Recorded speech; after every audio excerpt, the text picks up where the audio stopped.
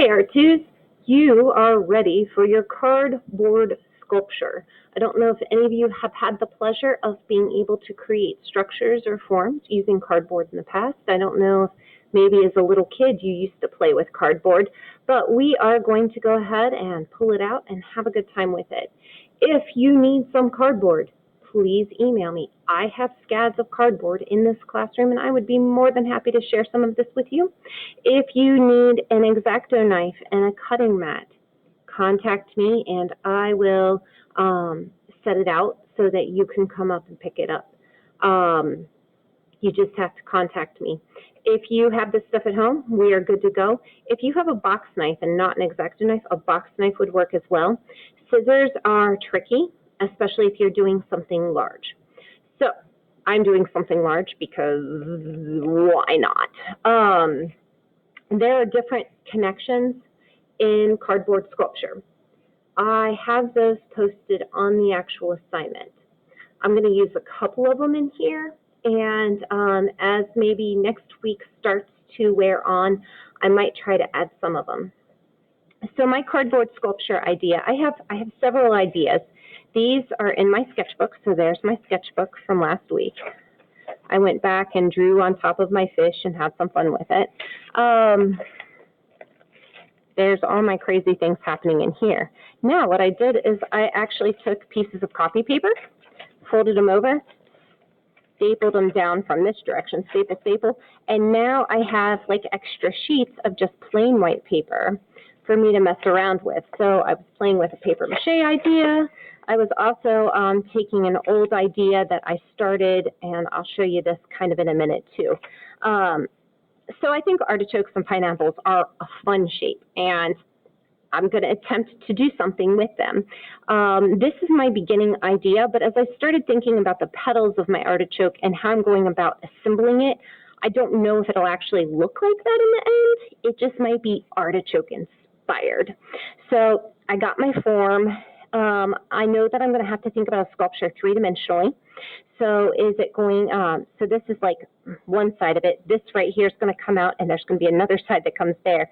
And then I decided to add a third. So in the end, when you're looking down from the top of it, it looks kind of like that. I also drew this out because what I'm going to do is I'm going to tab them together. So any of you who've ever worked with like paper dolls or anything like that before know that in order to get something to stand up, you might take a piece here, you might take a piece here, you might cut them, slide them in, like notch them in together like that. I'm going to attempt that. We're going to see if it works. This might be an epic fail, and that could be okay because you're learning stuff. But anyways, we're going to get started with my overall general idea. So I have this shape. What I did is I grabbed a piece of paper, and if I were at home, I would just get a piece of newspaper because newspaper's nice and big. So I have this big, huge, you probably can't see it,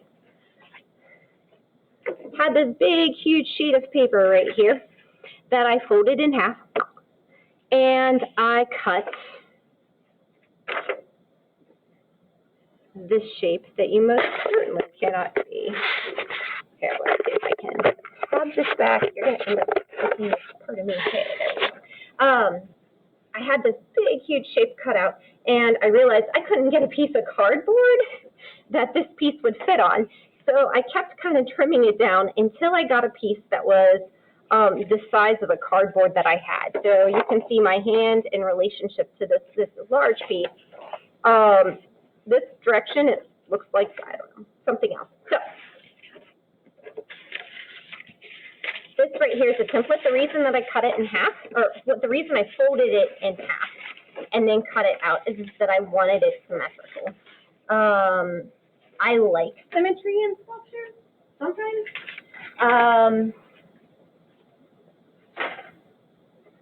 Well, it's an artichoke. It needs to be symmetrical. So after I did this, I got myself a lovely cardboard box. So here's my cardboard. And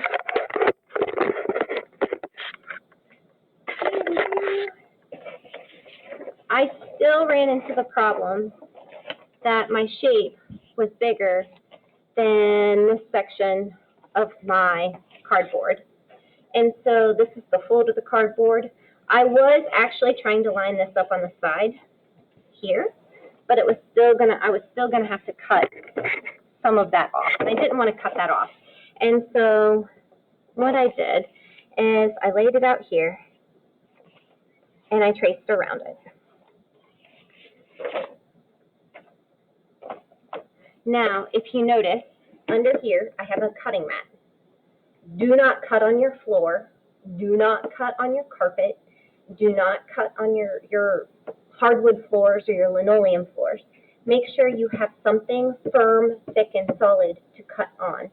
This, like I said, with a cutting mat, you can use a cutting board like you would cut vegetables on. That's totally acceptable. You can use other stacks of cardboard and stack maybe too thick, like two plies, get a section and a second section. But I don't want to face any emails from moms and dads saying, Julie went ahead and destroyed my family room floor by cutting out your art project. Okay, so X-Acto knife safety. We're going to zoom in a little bit. Okay, so X-Acto knives, box knives. They are knives. These knives right here are what doctors use to cut into your body. So these knives right here will hurt you. I think I showed you this on our sketchbook. And if you see that purple spot, that's where I actually did gouge myself. I have hurt myself. I've hurt myself pretty bad with these. So please, please, please be careful, be respectful of them. And back up, back up, back up. Hey, look at that. So what I'm going to do is keep my hand way far away. When I go to cut a large piece, I'm going to take my X-Acto knife and I'm going to push it in. And you hear it push in. That's part of the reason you want a stack of things that are safe for you to cut on. A stack of newspapers would be fine to cut on too. But when I gouge that through, that will cut into your family room carpet. That will cut into the linoleum if you have linoleum on your floor in the basement or whatever. If you are cutting in the garage and you have concrete floors, the concrete will dull your X-Acto knife blade, and you might not be able to cut all the pieces you need to cut.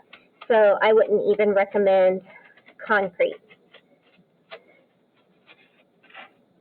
So that was one smooth cut. I'm not sawing. I'm pushing hard and I'm dragging it. I'm not trying to cut it this way. I'm trying to pull it towards me. Now, when I get over here, you can't see me. I'm going to swing this around. So you see my leg. When I was cutting, I was not standing here. I was standing over here. So if my X-Acto knife blade slips, I'm not going to cut into my leg. So when I go to cut here, I have my body, which you cannot see. Okay, so when I go to cut this spot right here, I'm going to stand over here so that I can cut this. And if I go too far, I'm going to cut out here. I'm not going to cut against my leg.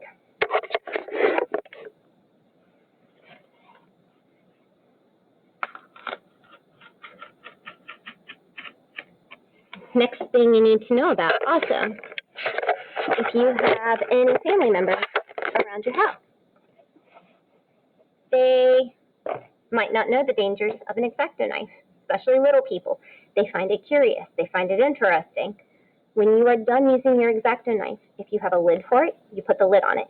If it's a box knife, you pull the blade back down and you put this away. Do not leave this out where little people are going to get a hold of it, where your dog might pick it up and carry it through the house or slice its mouth open, or whatever the case is. This is an excellently dangerous tool. So once again, I have this pierced in here. I'm going to drag it. My hand is far away. My body is far away. You might want to practice cutting a little bit. You can see where I got a little bit bigger and a little bit smaller. I'm going to put my X-Acto knife down. I'm going to reach under and snap it out. Now you can see where it's held on here. So I'm going to reach in here, and I'm going to go ahead and recut that. So there is my shape. Now, before I got on here with you, I cut out the second one. And this is the original one that I cut out and couldn't find any other pieces to go with. But I thought, you know, even though this is bigger than these guys, it might still be fun to have a large one and two smaller ones. So it's going to be a little symmetrical, but maybe not completely. Now, I'm going to cut a tab in here. I'm going to cut a tab on this side so that we can slide them in together. What I can do is I can use an edge of my cardboard from before. I can also use a metal ruler. If you use a wooden ruler, sometimes the wood isn't strong enough against the metal of this, and it could really kind of gouge you. It also will just shave off it'll completely shave off the edge of your thing. I'm going to cut a tab because it's 18 inches long. I'm going to cut a tab from the 9-inch mark down. So I'm holding my ruler firm. Now, this is how I cut my fingers once. My one finger was slightly on the edge here, and I went whoosh, and took off the tip of my finger. Oh my God, that hurt so bad when I did that. So make sure your fingers are protected over here. You guys are going to learn all about the dumb things my family does in the pursuit of arts and crafts. My dad actually sawed his arm off with a table saw by accident when I was a little kid. He was working on some stuff and just took a table saw and whoosh, cut his arm off, and he went to the doctor. There was a little bit of arm left here. And they got him to the hospital, and they stitched everything back together again. He's totally fine. He scratches his finger. He feels it in his elbow. If he scratches his elbow, he feels it in his pinky finger. Otherwise, everything works. But please don't do that to your parents. Your parents don't need that. Right now, stressful enough for them. And quite frankly, right now, stressful enough for you guys. On here, I wanted, you see I hope you see kind of the vertical line I drew. So I don't know where to put the vertical line on here. What I can do is I can take my template, and I have this fold down the middle. And so I slid it down a little bit here and kind of lined it up. And I'm going to make a little mark up here.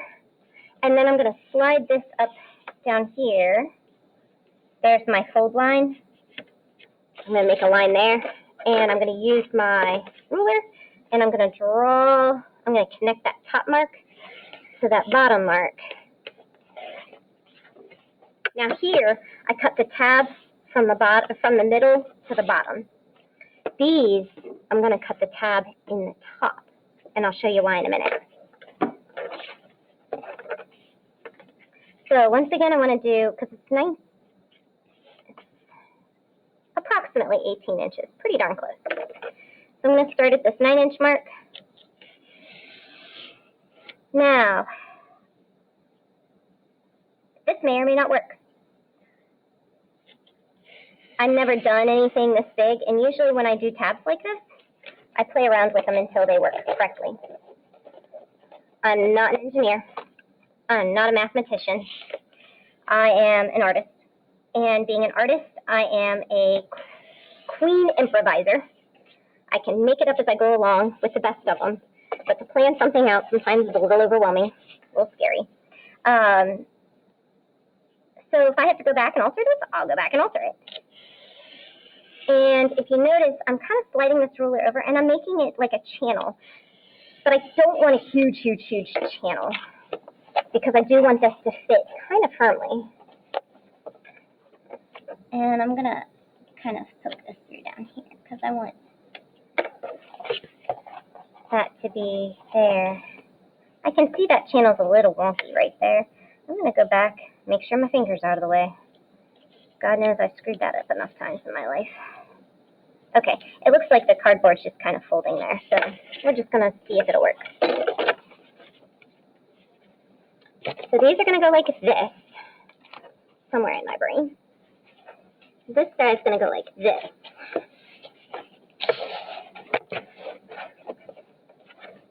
slide these in together.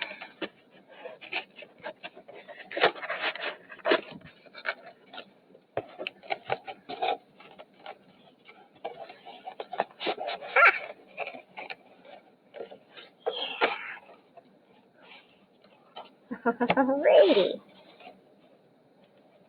Okay. Now that I have this,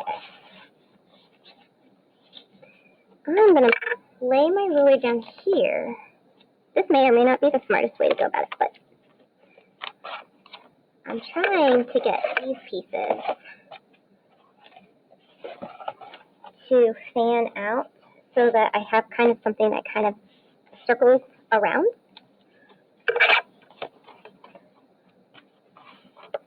Like that. Let's see if when I stand it up, it looks more like a spade.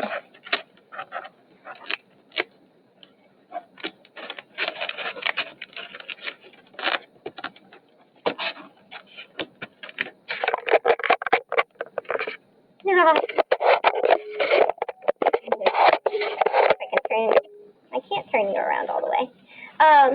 So I'm sitting here and I'm going to play with this for a little while. What I might need to do, and that's essentially right there my idea. But I'm trying to see what it would take to get a third little guy in here. And I might have to play around with this notch and see how I would go about it. So this is the beginning of my idea. I am going to cut some notches and slide some petals in some notches. I'm going to play around with it, and I will make a second video later on. But this kind of is my first idea. And like I said, we're going to play with it. Once I get it to the point that I'm really happy with it and it's doing what I want it to do, what I might do is I might run a bead of hot glue here, or I might run a line of masking tape to fit in there. If I want the cardboard to actually show and I don't want to cover the surface of the cardboard, what I might do is I might peel off this tape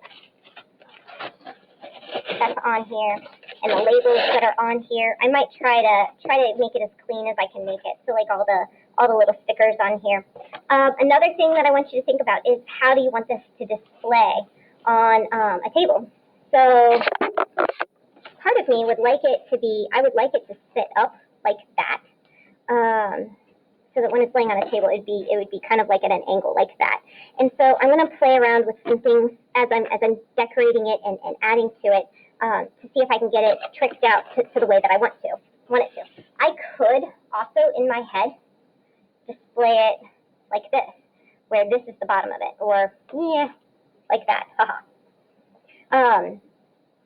So that's kind of what's going on with this one. Now, one that I started last year that I just want to show you really quick. You can come up with designs, you can come up with ideas that are not abstract. You can try to come up with something that's a little bit more realistic. And I love dinosaurs. Dinosaurs are so cool. And I like to play with dinosaurs. I like to draw dinosaurs. I was that 80s kid that was totally into dinosaurs, and I've now made my kids totally into dinosaurs. I got a nephew who's totally obsessed with them. So what I am going to do is this guy right here. Let me see if I can bend this down. This guy right here is one that I started last year. So I started with his basic shape, and I ran out of room for the whole pokey here, the spines of the Stegosaurus. So what I was going to do is actually cut them out and tape them down. And then I used a ridge of cardboard here. So that was just a strip of cardboard that I cut out for the spines to sit down in. And I am using it to sculpt the head. I am going to find a way to like sculpt out the body and to sculpt out the legs. And what I might be doing is using a combination of this and a combination of newspaper when next week, or in a couple of weeks, we are going to be doing paper mache sculptures. And we're going to be using newspaper as an armature. And so I might use wads of newspaper here and here to help build out areas. And then I'm going to cover the whole guy with paper mache when I'm done. So this cardboard just becomes the armature underneath it. So cardboard can be used as an artistic material by itself, or it becomes the armature that goes underneath something else. So there's lots of different options to play around with it, but it is cheap, it's readily accessible. It is something that we can save from a landfill with art, so you can take social and political messages and tie it into that. So just things to consider while you are designing and working on your own ideas. Like I said, if you need cardboard, just let me know. The pieces I have are not terribly big, but they're at least the size of a sheet of. They're at least this big, solid. So if you keep it small, you can keep it small. Hope you click on the links and take a look at what other people have done. Food is a lot of fun. The citrus pieces are really cool. Other things to know about cardboard. Let me rip this page off. Paper off. If I want to fold cardboard, and I want it to, so cardboard has these grooves. In this case, the grooves are all going this direction. You can tell by, if I allow it to shine, you can see those ridges. You can also tell the grooves go that way based upon the texture here or the texture along here. So that right there is a channel, and then you see the channels from this end on over here. So if I want to fold really crisp along that, what I could do is I could take my X-Acto knife, line it up in there, and just do a real thin cut. I'm not cutting all the way through the cardboard. I'm just cutting through one ply of it, so one edge of it. So that side I have a cut. This side I have no cut. So I can actually fold that. And then I have a real nice, precise fold. So if you wanted to build a house out of this cardboard, you could totally do it that way. Now let's say I wanted to make a tab that folded down from there. So maybe I'm going to cut all the way through here, so I have a tab. Now you see how that does not give me a nice crispy fold. I want it to be a nice crispy one, and I want the tab to go this direction. So what I'm going to do is I'm going to take my ruler, and I'm this is maybe. So once again, I'm just cutting through that top layer of paper. I'm not cutting through that bottom layer of paper. So I can take that, fold that down, and booyah, I got this really kind of cool little area happening here. And then what I would do is I would take my masking tape and put some masking tape here and some masking tape here. I might reinforce this edge just by taking masking tape and giving it a corner if I want it to be that way. Let's say,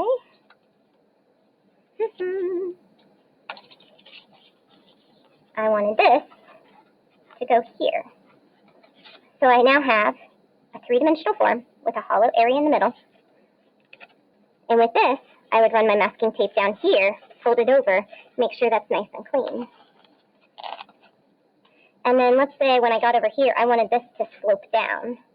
Then I know that this is where I need to cut it.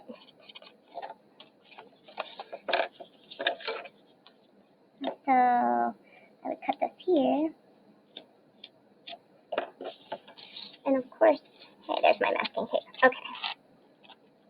Yeah, I kind of goofed that up, but it's all good.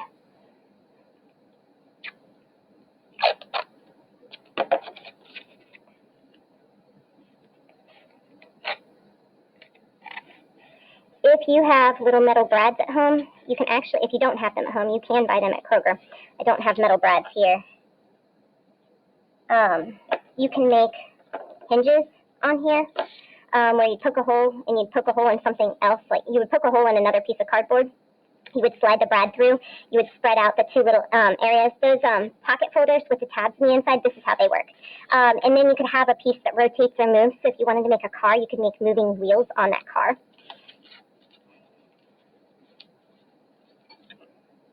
I'm going to.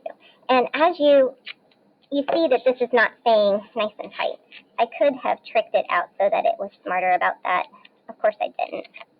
If you use a tremendous amount of tape, like I'm going to be using a tremendous amount of tape, what I would do is maybe even try to do a smooth tape surface over the entire thing and then paint it with white paint, even wall paint. So if you have like wall paint out in your garage, you could use old wall paint, and that would give it a nice smooth surface that you could then decorate and do other things on. Here we go. maybe you could design a whole skateboard park, or you could create pieces for a Rube Goldberg machine, because Rube Goldberg is pretty insane, and those are kind of fun. And goodness knows you have a million other things you need to be doing. So I'd put some tape here, kind of like that ramp a little bit bigger over there. So if you start to kind of organically design like this, you start to just cut into things and respond and do it this way, you might reach a point where you kind of don't know where to go. Go ahead at that point, sketch it out in your sketchbook, just to have it the experience of sketching something three-dimensional and thinking about something three-dimensionally, and then see if there are other things that you could add to it to make it more interesting. Maybe you make an entire roller coaster track, or maybe you try to actually use cardboard to create your dog, and ways of, wrapping it around, thinking about how to do small cuts. So instead of like 90-degree angles like I have here, maybe it is, it becomes less of a 90-degree angle and more of like a more gentle angle, and you can use your tape and stuff to help guide where you want it to go and how you want it to be. So hopefully you have some fun. Hopefully this helps get you started. Please, please, please get on. Ask me any questions you have on a Google Meet, and I hope you enjoy this process.